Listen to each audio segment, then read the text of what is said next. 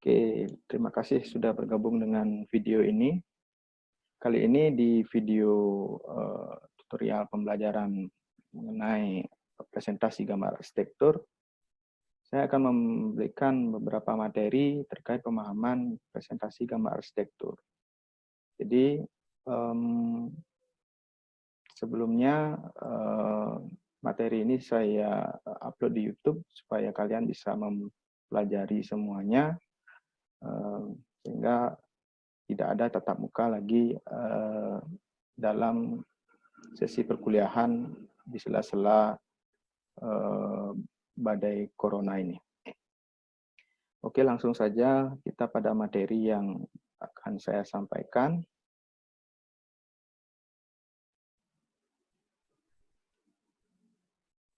Ya, materi yang saya sampaikan untuk mendukung perkuliahan studio perancangan 3, yakni presentasi gambar arsitektur. Jadi presentasi gambar arsitektur ini merupakan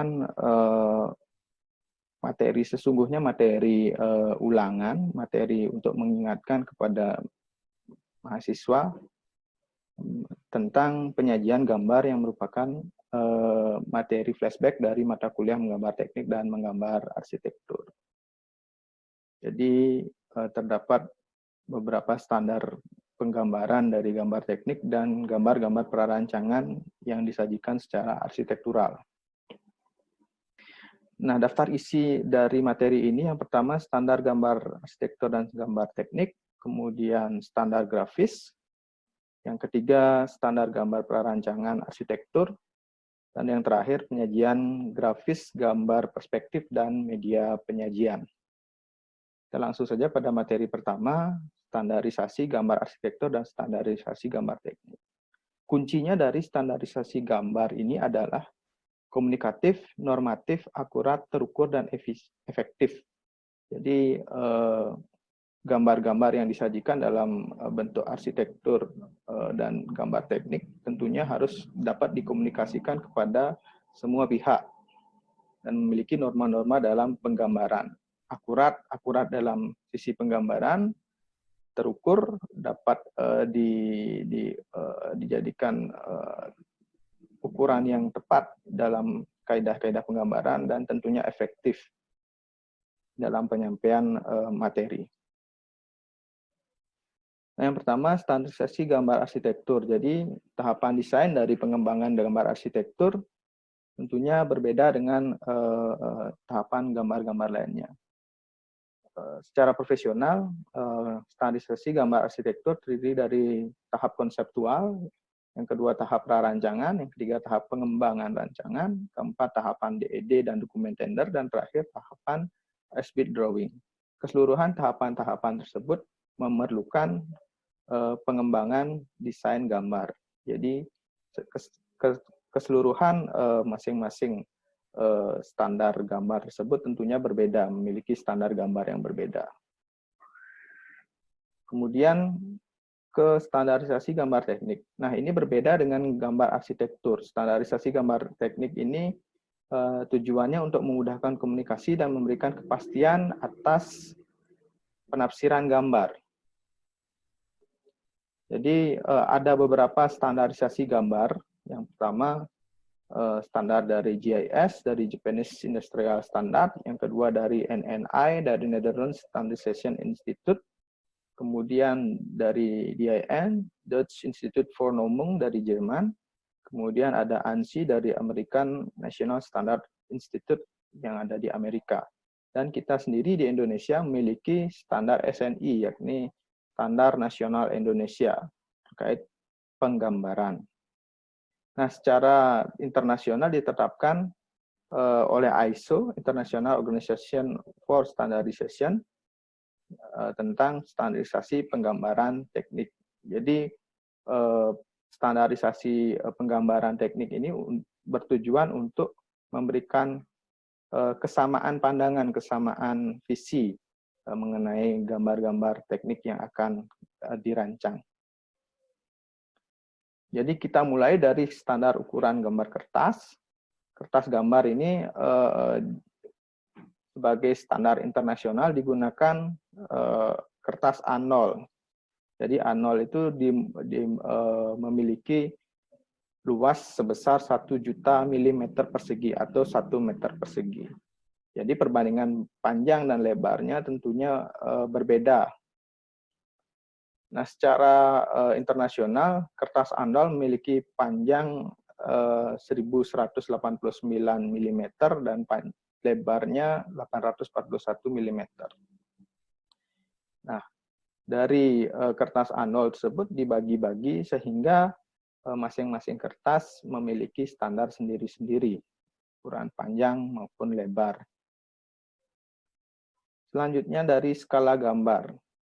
Nah, standar untuk skala gambar merupakan perbandingan antara ukuran gambar dengan kondisi real di lapangan. Dapat ditunjukkan dengan skala numerik atau angka, dapat dengan batang, dapat juga dengan objek. Jadi dari gambar yang dihasilkan dalam gambaran prarancangan, ada beberapa gambar antara lain rencana tapak, lantai dasar, denah tampak potongan, potongan prinsip, detail, rencana sistem struktur utilitas, dan perspektif interior. Keseluruhan gambar tersebut tentunya memiliki skala yang telah diatur sedemikian rupa. Antara lain skala yang diatur dapat dilihat pada tabel ini. Selanjutnya kita beranjak pada standar grafis. Ini standar garis, simbol, huruf, dimensi, dan notasi setelah hatch. Kalau kita sebut dalam AutoCAD, kita sebut dalam hatch. Nah, standar grafis ini merupakan standar untuk tulisan-tulisan gambar, baik berupa tulisan angka, huruf yang dibubuhkan pada gambar, dan sebaiknya dibuat dengan tangan freehand, sehingga memakai standar huruf dan angka yang baik. Jadi kita mulai dari judul gambar. Jadi judul gambar biasanya jadi satu dengan skala gambar dan umumnya terletak di satu tempat, biasanya di bawah di bagian kiri gambar. Jadi seperti ini contoh judul gambar. Judul gambar harus menggunakan tulisan kapital, itu juga dengan skala gambar. Tentunya beberapa gambar menampilkan skala batang, tidak hanya skala numerik. Selanjutnya orientasi gambar. Orientasi yang umum pada gambar denah adalah arah utara berada di atas kertas gambar. Jadi jika gambarnya tidak menghadap ke arah utara, adapun yang harus dilakukan adalah menempatkan arah utara sesuai dengan posisinya yang benar, sehingga mengindikasikan arah utara yang sebenarnya. Jadi secara standar orientasi gambar, arah utara berada bagian atas kertas gambar. Selanjutnya standar pada ketebalan garis. Jadi simbol dasar dari semua gambar adalah garis. Untuk menentukan batas-batas ruang, bentuk isi menghasilkan susunan dan menghubungkan abjad dan angka. Jadi ketebalan garis memiliki makna tersendiri dalam penggambaran teknik maupun penggambaran arsitektur. Jadi ada 5 tebal garis dasar. Yang pertama ada garis sangat tipis atau fine dengan ketebalan 0,15 hingga 0,18 mm, biasanya digunakan untuk pola material, notasi, dan simbol. Selanjutnya ada garis yang tipis dengan jika digambar dengan pensil HB dengan ketebalan 0,2 sampai 0,25.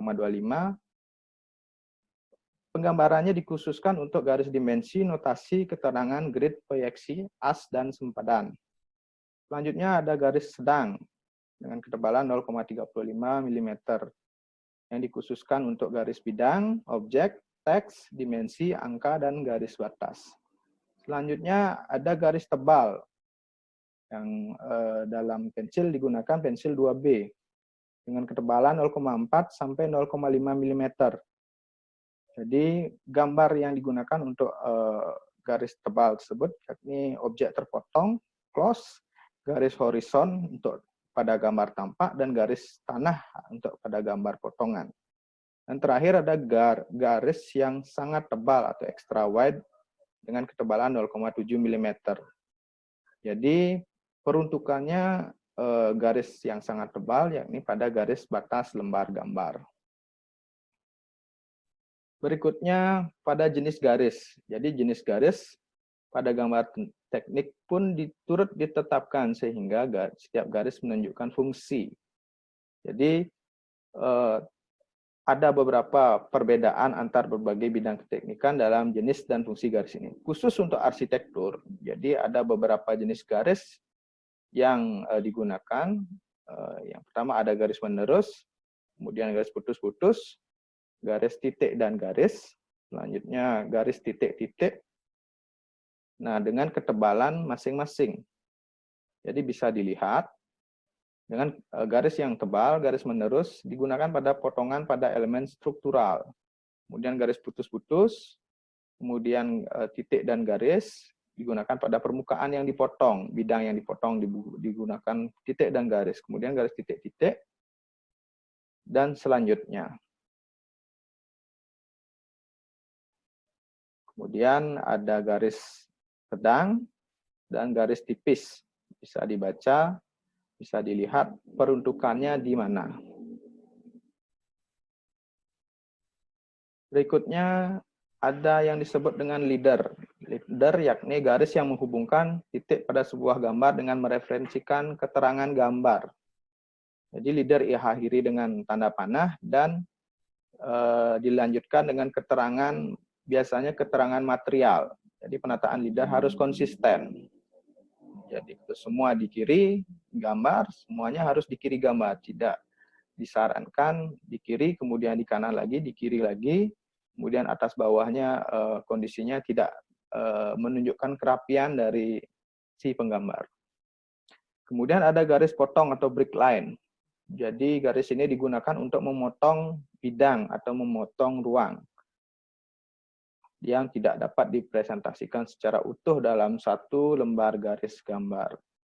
Biasanya dipakai garis potong ini untuk memperpendek garis dinding pada gambar detail potongan atau untuk lantai, untuk tangga. Ada dua jenis garis potong, yang seperti ini dan yang seperti ini. Ini garis potong untuk denah, ini garis potong untuk dinding ataupun tangga.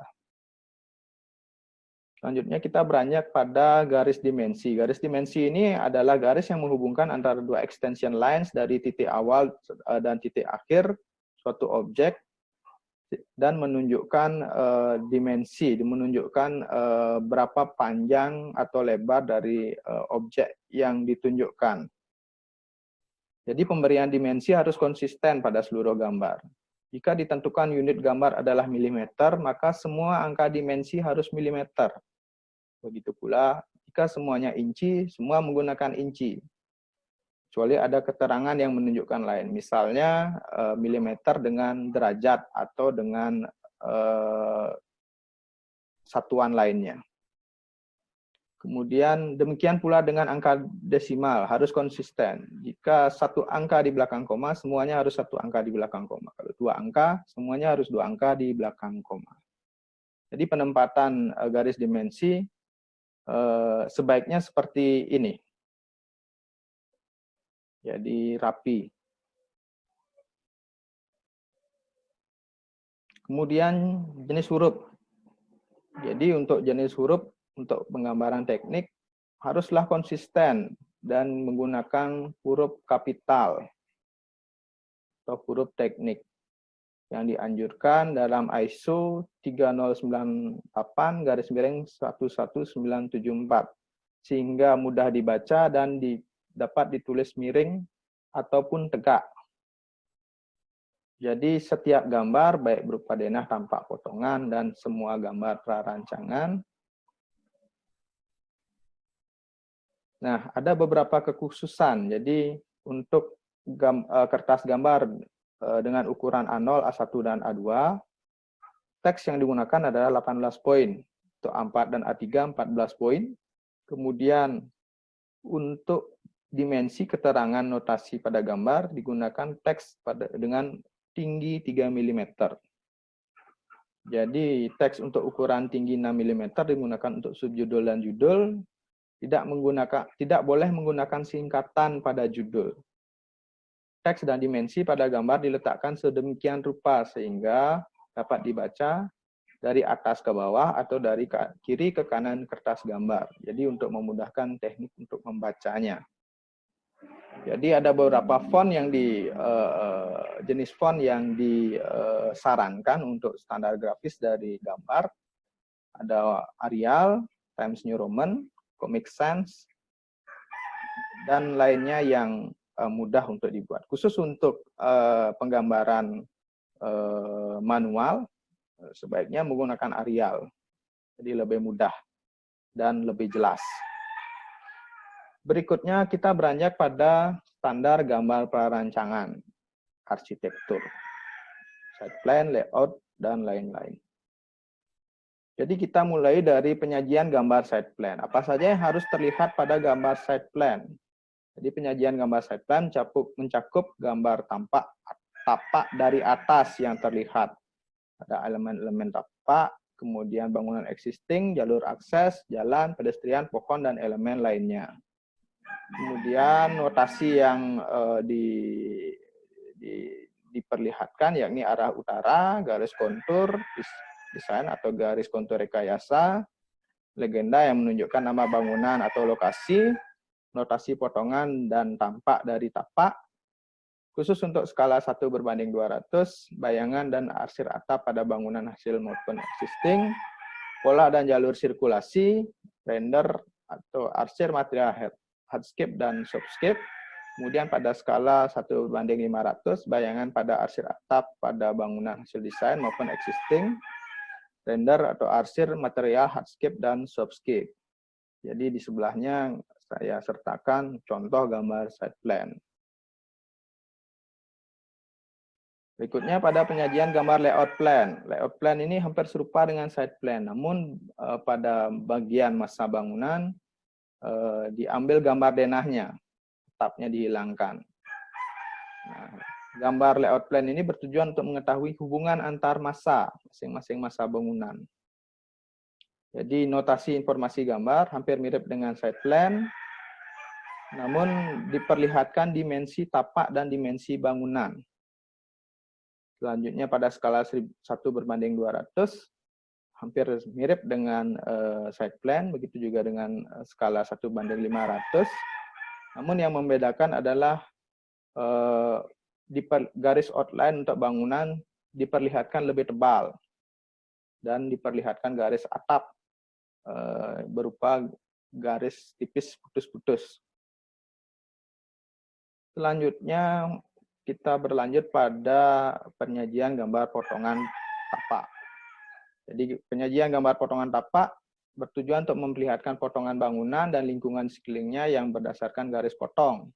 Tujuannya adalah untuk memperlihatkan rekayasa tapak dan hubungannya dengan ruang dalam dan ruang luar. Jadi notasi informasi gambar yang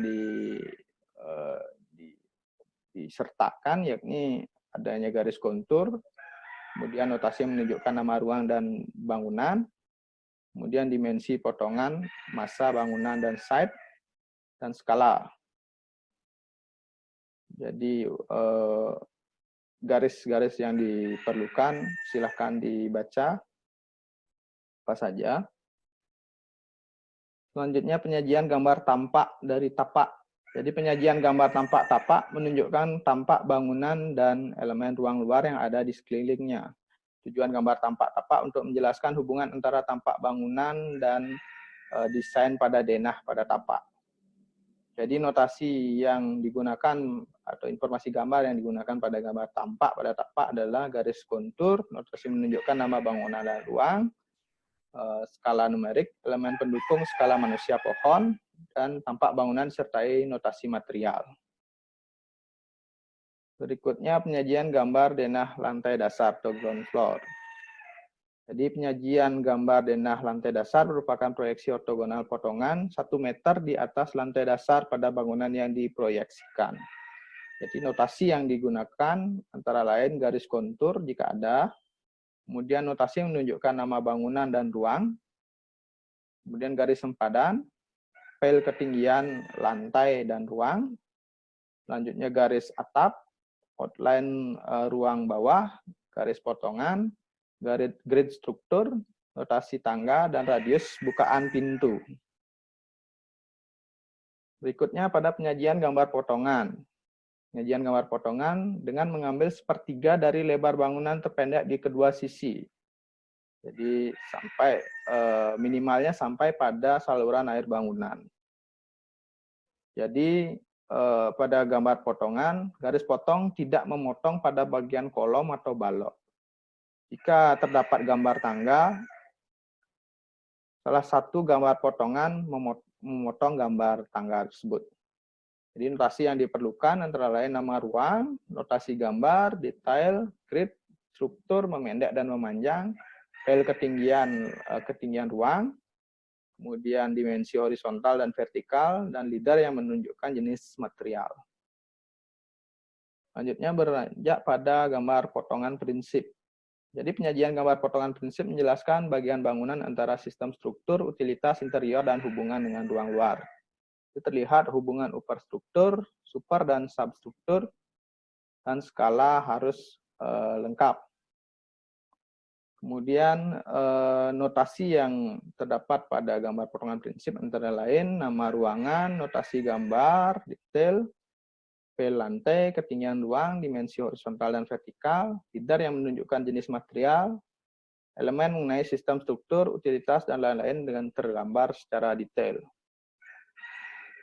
Selanjutnya penyajian gambar tampak bangunan. Jadi gambar tampak merupakan representasi ortogonal dari desain. Gambar tampak menunjukkan sosok, bentuk, proporsi, dan komposisi dengan lingkungan spasialnya. Jadi gambar tampak menunjukkan ekspresi arsitektur dari satu sudut pandang secara proyeksi tegak. Jadi notasi yang terdapat pada gambar tampak antara lain judul gambar, skala gambar, notasi material, dan bayangan, khususnya pada bagian kaca dan bagian tertentu. Terdapat skala angka, batang atau skala gambar yang ditunjukkan dengan gambar manusia atau gambar pohon. Selanjutnya beranjak pada coloring floor plan. Jadi ini salah satu contoh dari bagaimana mewarnai dari denah sehingga dia menunjukkan ekspresi arsitektural dan ekspresi dari masing-masing material yang terdapat dalam gambar denah tersebut. Jadi bisa ditunjukkan saya tunjukkan beberapa gambar yang menggunakan beberapa media gambar sehingga dia tercermin ekspresi arsitekturalnya. Oke, kita lanjut pada penyajian grafis dan media perspektif, gambar perspektif dan media penyajian. Jadi finishing grafis gambar perspektif, jadi penyelesaian akhir dari gambar arsitektur salah satunya ditentukan oleh media gambar dan kreativitas dari perancang atau arsitek. Jadi berdasarkan media finishing grafis gambar, ada 3 media grafis yang sering kita gunakan untuk finishing grafis gambar perspektif. Yang pertama ada menggunakan marker atau pen color, kemudian yang kedua menggunakan pensil warna, yang ketiga menggunakan cat air atau watercolor. Jadi ketiganya saya akan bahas satu persatu. Nah, pertama dari karakteristik pensil warna. Jadi pensil warna ini harus diraut sehingga memiliki ujung yang lancip dan cocok untuk mewarnai gambar yang kecil dan detail. Tetapi kelemahannya membutuhkan waktu yang lebih lama bila digunakan untuk mewarnai area gambar yang luas. Jadi dari cara memegang pensil, dari gambar di bawah ini, cara yang benar memegang pensil adalah dengan posisi hampir mensatar dengan bidang kertas. Jadi jarak antara ujung pensil dengan ujung jari kurang lebih 2 inci, 4-5 cm. Jadi karakteristik garis yang dihasilkan dari pensil warna, kita dapat mengaturnya sehingga dapat menimbulkan kesan kedalaman, yakni dengan menekannya lebih keras dengan tipis tanpa tekanan. Selanjutnya karakteristik pensil warna dari posisi dan tekanan pensil. Kita harus mengetahui kapan kita harus menekan secara maksimal, mengurangi, dan tanpa tekanan. Jadi kualitas garis yang dihasilkan pun tentu akan berbeda berdasarkan posisi dan tekanan pensil. Jadi selanjutnya dengan kualitas render, garis-garis pensil dengan ujung yang runcing pada posisi tegak, oleh ujung pensil yang tumpul dan datar tentunya akan menghasilkan kualitas gambar yang berbeda. Jadi saya sertakan beberapa palet warna pensil warna. Ada beberapa palet pensil, umumnya ada yang 48 dan 36 warna yang ada. Berikutnya kita berlanjut pada marker color. Jadi karakteristik dari marker ini adalah dapat memberikan warna tembus pandang yang tampak serupa dengan cat air. Jadi marker sering digunakan untuk menciptakan dasar yang selanjutnya akan dimodifikasi oleh media lain. Jadi dia sering digunakan untuk background, digunakan untuk warna-warna memblok. Jadi dari jenis warna terdapat dua palet warna untuk marker color.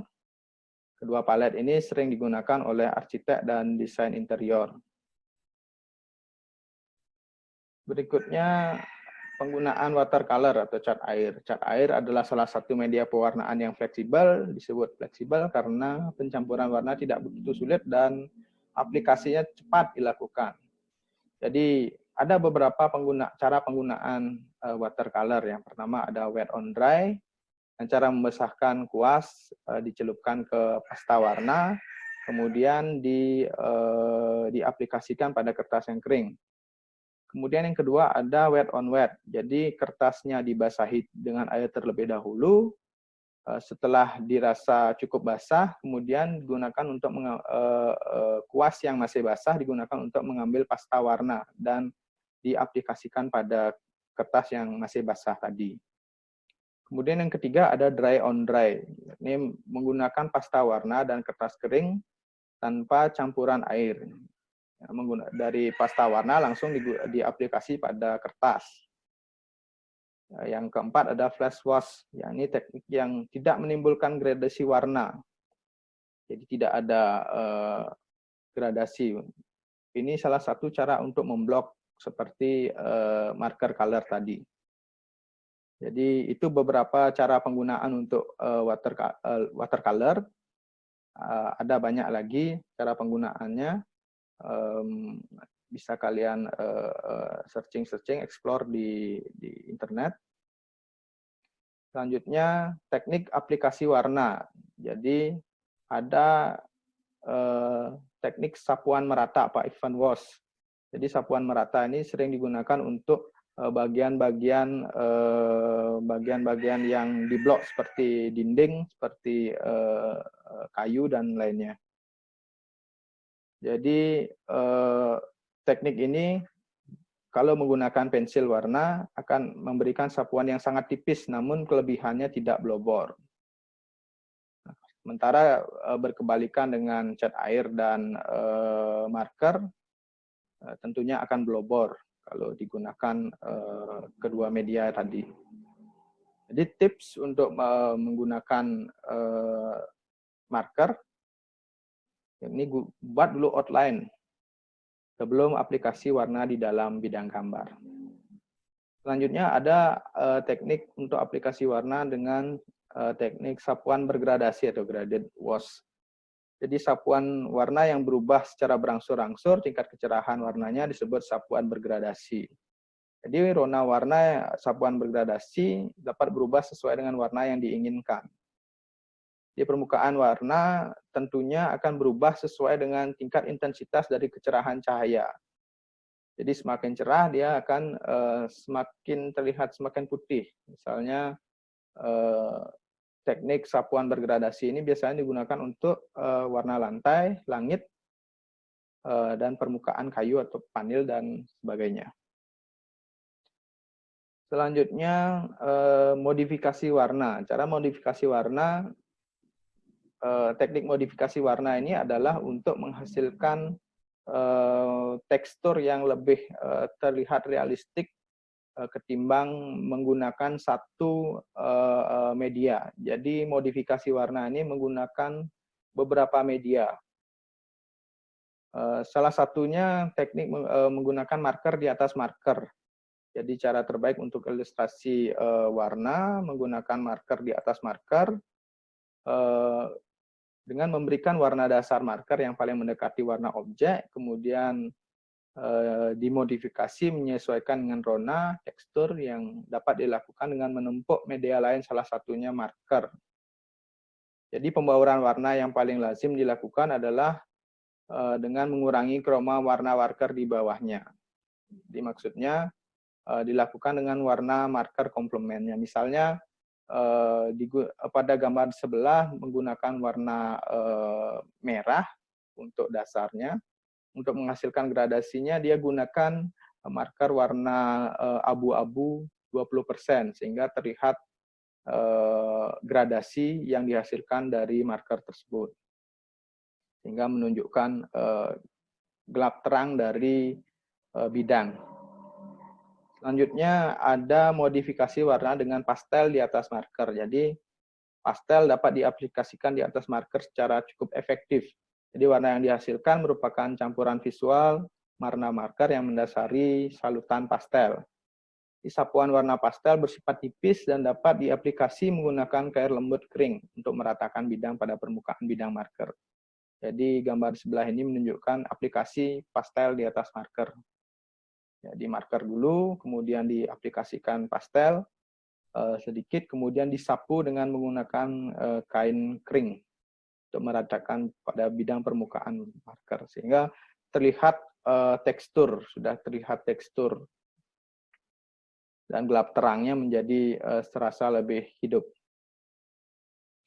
Berikutnya ada modifikasi warna pensil di atas warna dan pastel. Jadi pensil warna yang digunakan pada modifikasi warna pada tahapan ini yang berfungsi baik di atas marker dan pastel. Jadi pensil warna tidak hanya menggeser warna marker, pensil warna dapat menambah tekstur, kemudian menciptakan pola. Hal ini dapat memberikan ilustrasi yang lebih nyata dan real bagi ilustrator dan gambar tersebut untuk menggambarkan suasana yang diinginkan. Contohnya pada gambar kayu, untuk menghasilkan tekstur digunakan pensil berwarna putih. Itu juga dengan untuk menghasilkan pola atau pattern lantai digunakan pensil warna putih yang diselingi dengan penggunaan pastel pada bagian sebelumnya.